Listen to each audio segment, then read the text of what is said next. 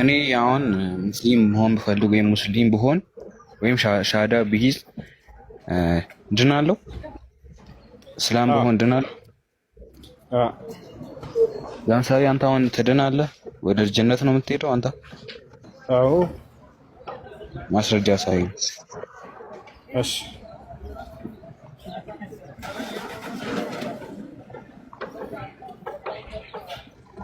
ያ ምን ይላል? እነዚያ ያመኑና መልካሞችን የሰሩ ለእነርሱ የጸጋ ገነት አሏቸው ይላል።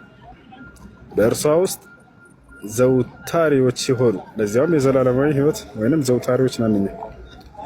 አላህም እውነተኛን ቃል ገባላቸው፣ እርሱም አሸናፊና ጥበበኛው ነው አለ። ያው እዚህ ጋር እኮ መልካም ስራ ስለሰሩ ሰዎች ነው የሚያወሩ እንጂ ሙስሊም በመሆን ትድናለህ የሚል ነገር የለም እዚህ ጥቅስ ላይ። ያመኑ ማለት ነው ዘለቀ።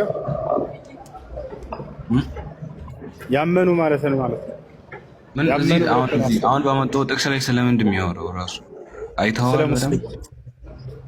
ሙስሊሞች ምን ማለት ነው? ሙስሊም ማለት ታዛዥ ማለት ነው። የአላህን ትእዛዝ የጠበቁ ሰዎች ማለት ነው።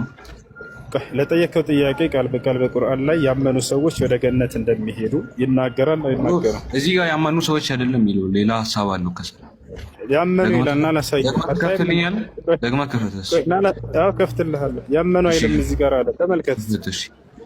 ያመኑ ይላል አይደል? ይላል ምንድን የሚለው? መልካሞችንም የሰሩ ያመኑና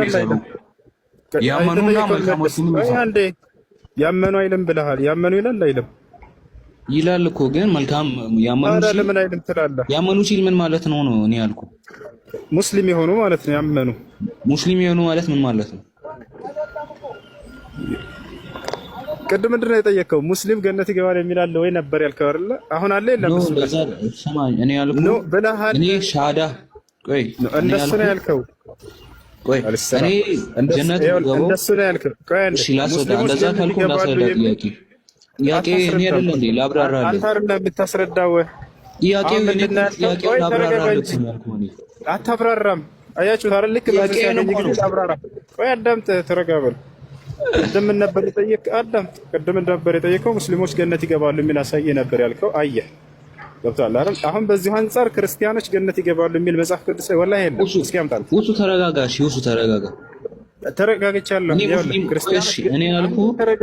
እኔ ያልኩ ክርስቲያኖች ገነት ይገባሉ የሚል ቃል አዳምጥ እንጂ ረጋ በል።